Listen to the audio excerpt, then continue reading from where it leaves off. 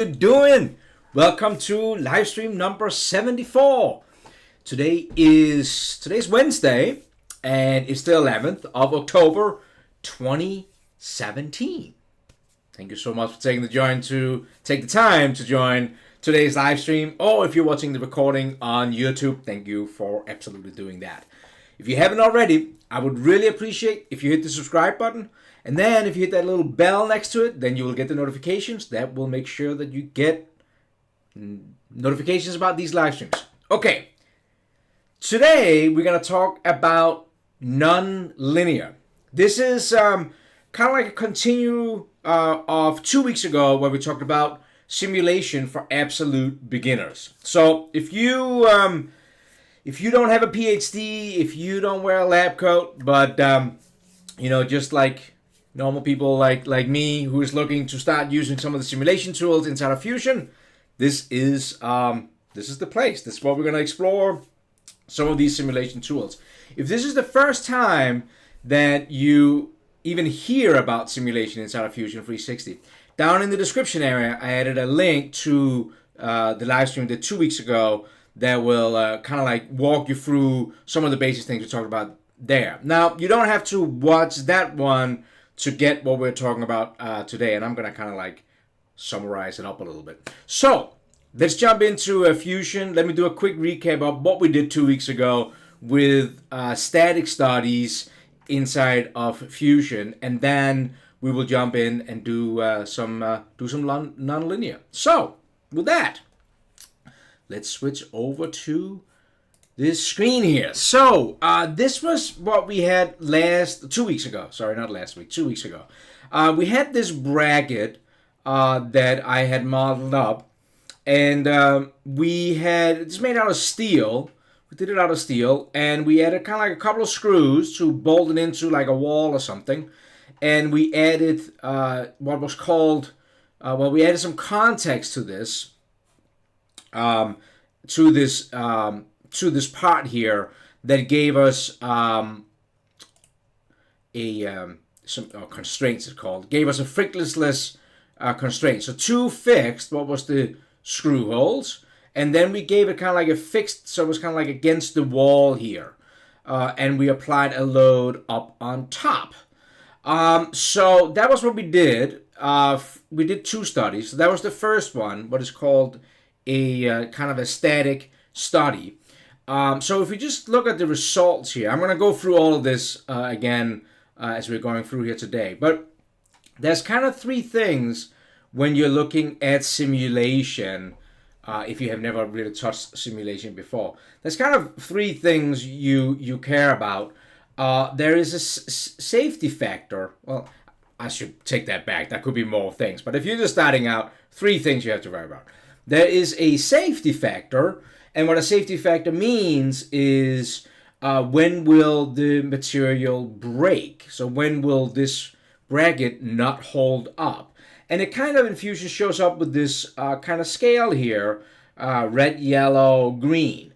So Fusion sets it up that between one would be where the material would yield, meaning this is where theoretically the material will break.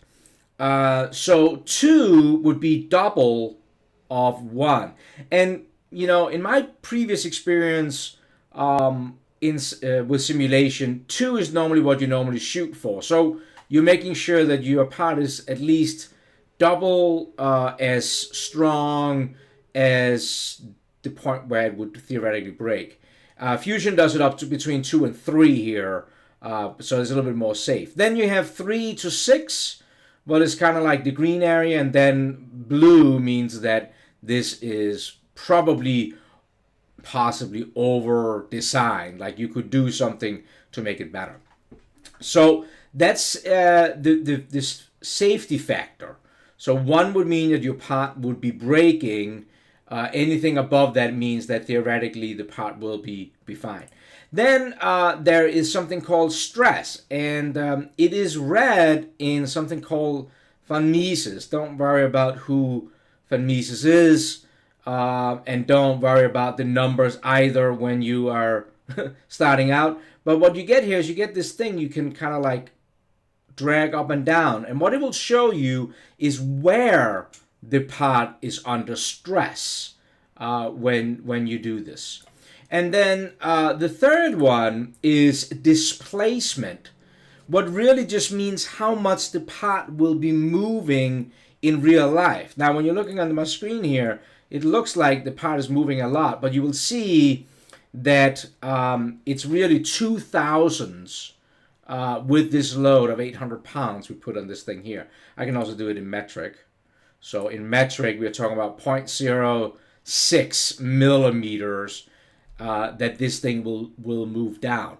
So that's kind of like the three things you should worry about, as we talked about in the last live stream. That's kind of like the three things you should worry about when we're talking about simulation, at least when you're starting out. So safety factor, when is the thing actually going to break? The stress, what is measured in 1 meters, don't worry too much about that, but just showing us where the part would kind of like fail. And then the last one, how much is it going to actually move? What you may or may don't necessarily care about, depends on what product you are making, right? So we did this, but what we discovered last time when we did this part was that the loads that I applied, I kind of like loaded the whole face up here. So that would be like a straight load of 800 pounds up on top. And of course, in this area, it's very strong because it kind of like have this whole area here to support it, right? So what we did in the second study, and that's one of the great things when you're doing simulation, as we're going to do today too, is we can make multiple studies. So what I did in the second study was that I changed the load. So instead, still keeping it at 800 pounds, but instead of, let me switch over to that part.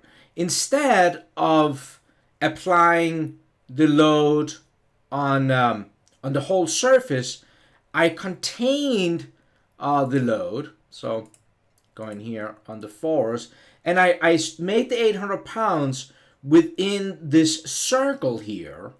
So all the 800 pounds. So think about like if any guy ever been tried to be stepped over your toes with a pair of high heels, know what I'm talking about. So I made the 800 pounds in a smaller area, what meant that when we went in and looked at the result here, that the factor of safety actually dropped all the way down to 3. So it's still in yellow, but kind of makes it okay.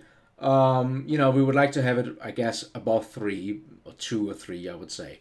Now, when we looked at the stress, and again, I like to grab these small lines here, we can really see that it takes a lot of beating right around this area right here. So we can think about that if we want to kind of like redesign the part.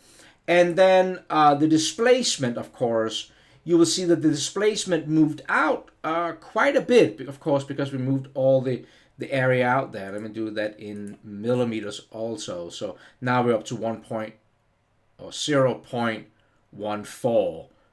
movement. Now I ended the first, when we went through this 2 weeks ago, and again, go back and if you didn't watch the first one, you might want to watch that one, just because I'm also talking about meshing and kind of like these different menus and things like that. But what I ended the last one was with, wow, I can't speak English today. What I ended the last one with was that I had this design where I added this kind of like cross beam, and we all kind of like know, we all see how a triangle is the strongest thing out there, and this might be a lot stronger. So let's go into the simulation space for this model. So I just kind of like changed that. Now today we're going to talk a little bit about nonlinear, because it kind of like follows static, but most of the times you probably still want to kind of like run a static stress because it's very quickly to solve. And since we kind of like had this model left over, it could be interesting to see how that new structure would be. And with a static stress, we kind of like just repeating that. So let's just set that up quick. So I'm going to select the static study.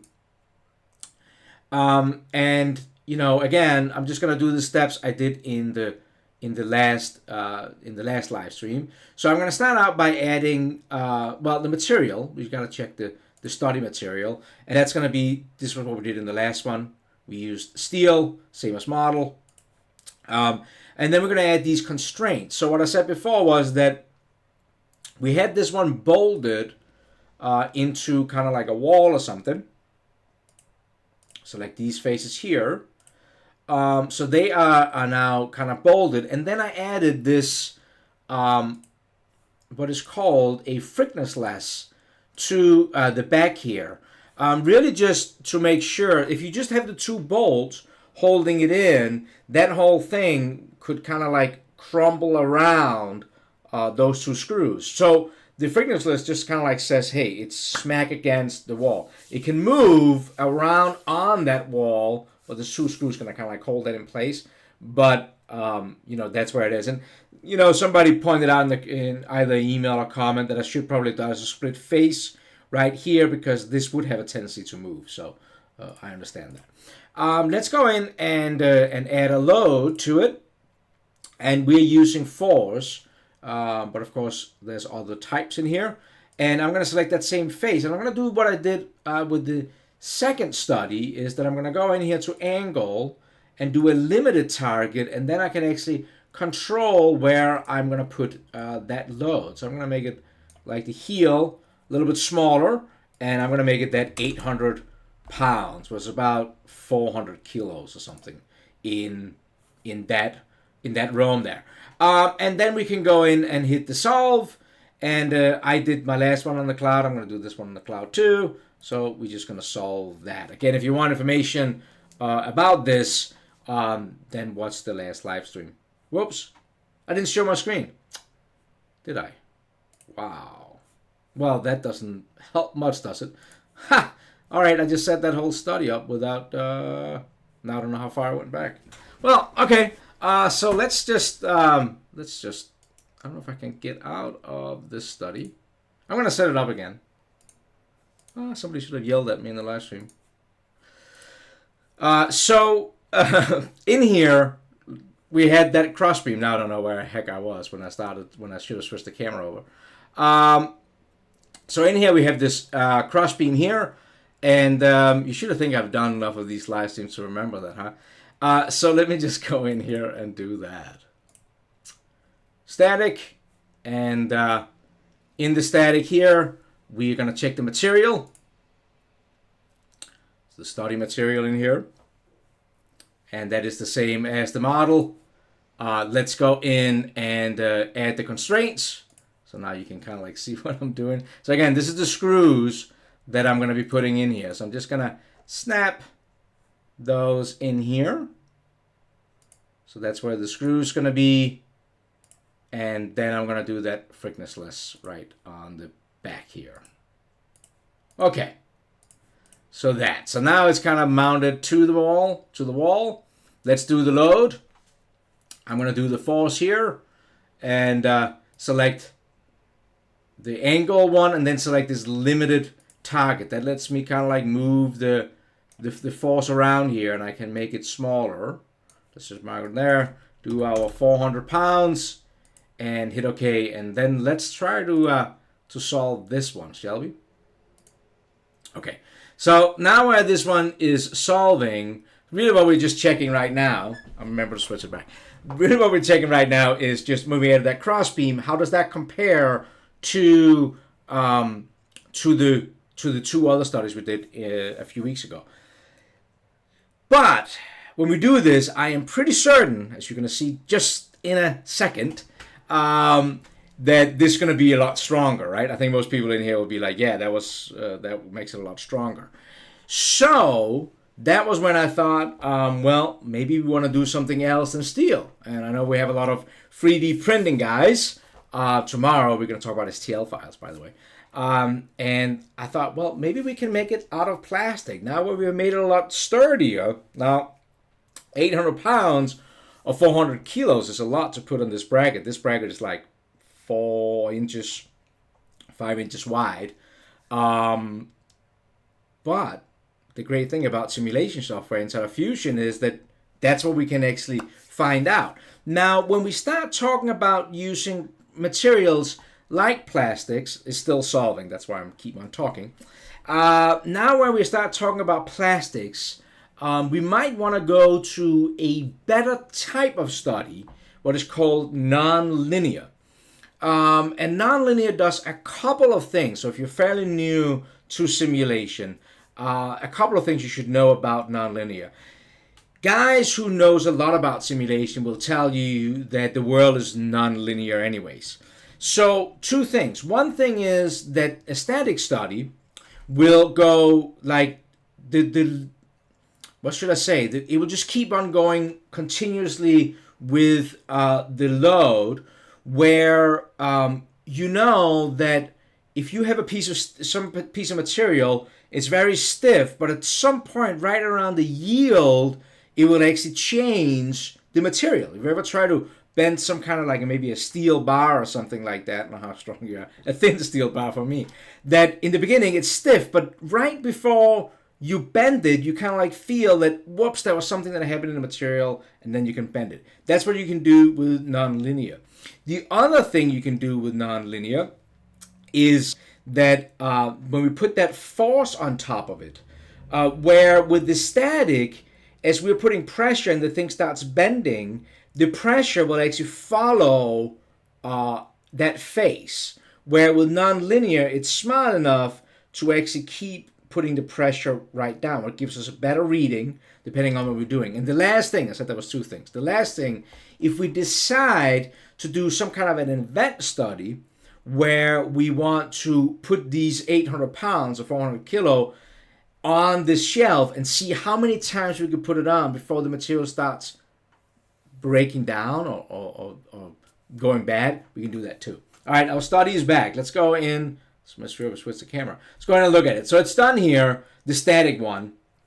And I get now a warning. Our safety factor is 9. Remember, 1 is breakage. So yes, we have definitely figured out here in this that this is way stronger that we had before. So in the previous simulation here, we were talking about a safety factor about 2, about 3, and adding this center piece here made it so much stronger. That's what we would have figured, right?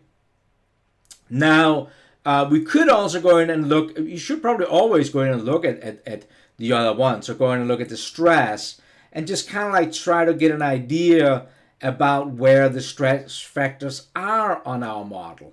So we can see, and this is maybe not to anybody's surprise, where the stress kind of like happens. Now, one thing, I don't know what I can really do up in the top area of this model, but as I'm looking inside of here, I could maybe beef up these radiuses and make that area stronger. I can see that I have some space to these counterbores. So that could be a way to make it a little bit stronger if I had to. The other thing, of course, we want to look at is the displacement, as we talked about before.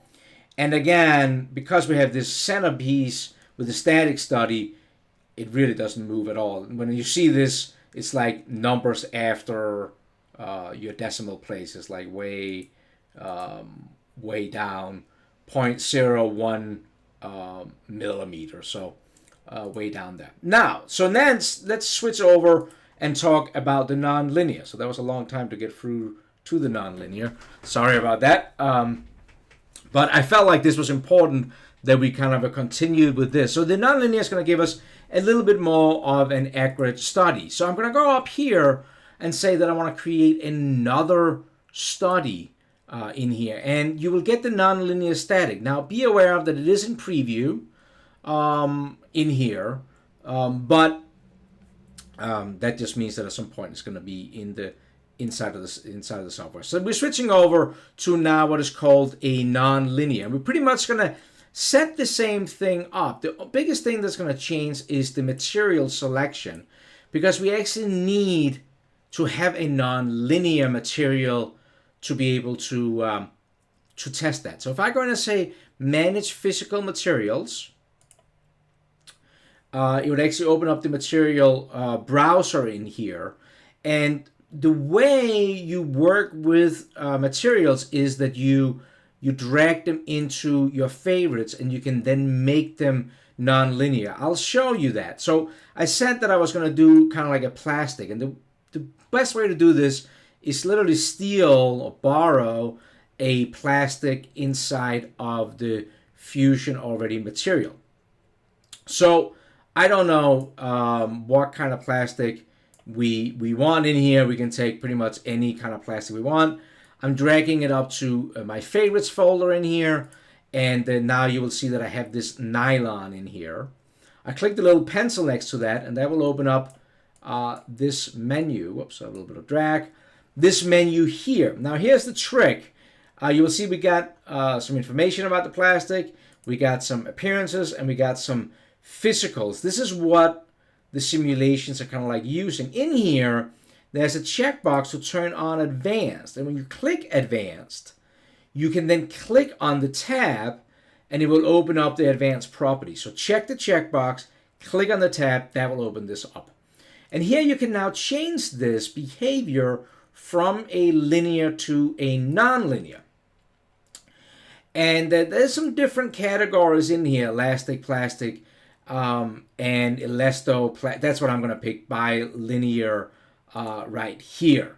And that's probably what you want to do too. Now, if you are really going to be advanced, you probably want to do your own calculations, or you have already got material tested. I'm just going to use the defaults that comes out of the Nastran solver. If you want to dig deeper into this, then you probably want to go on the forum, or you probably don't want to email me. I'm just going to leave this at the default. So we just made that nylon into a non-linear. So I'm going to hit apply to that, and we can close that down.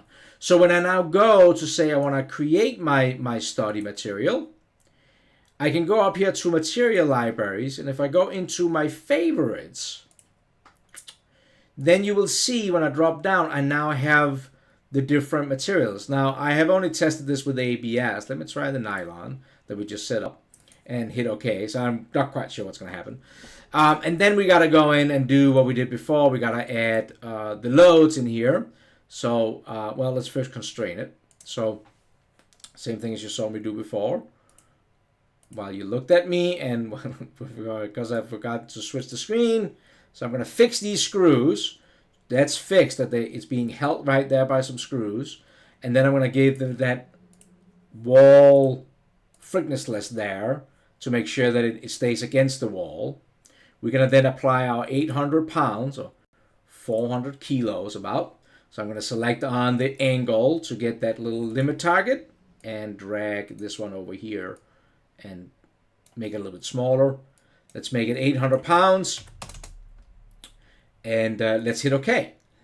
So now we can go in and we can run this study. Now this is a non-linear, so it's going to run a little bit different in here. Now one thing you will see is you cannot run the non-linear local, and you don't really want to either. You probably just want to run on the cloud. So I'm going to check that, and I'm going to say to solve. So we should get a more accurate study now where we're using the non-linear than we would have with just a static study. So a couple of things that I want to say to that while that is solving. So just we kind of like designed that bracket, and we did the statics 2 weeks ago. We kind of like found out that, what the load does. So if you do it on the whole surface, that might be what the manual will show you, but in the real life, it's probably positioned a little bit different maybe, and we saw how that affected it. Now, the great thing about doing this in your design software is that you get a chance to kind of like quickly redesign the part, right? So putting that center beam on it gave us the possibility to see that we, had a lot of more strength. Now we get to test it with a completely different material. Think about it just in the fact that we can actually say, let's try it in plastic, instead of you have to go out and create all different kinds of parts that you have to go and test in the real life. At least this way you can get an idea about what we want to do. Now this nonlinear is going to take a little bit longer to solve, because it actually it breaks it into steps, and it solves the different steps to give us a more kind of like accurate result that we can use. So I hope that, I'm sorry about that whole thing with the screen before. So I hope that this is kind of useful to kind of like get an insight to some of these simulation tools, and kind of like understanding how you can read them. People who does a lot of simulation always tells me that everybody should really do some kind of simulation. So I definitely want to do more of them on the channel here. Now, study is done. Let's go in and look at how this would work with nylon. So safety factor actually looks very good. Look at this. We had 5 almost.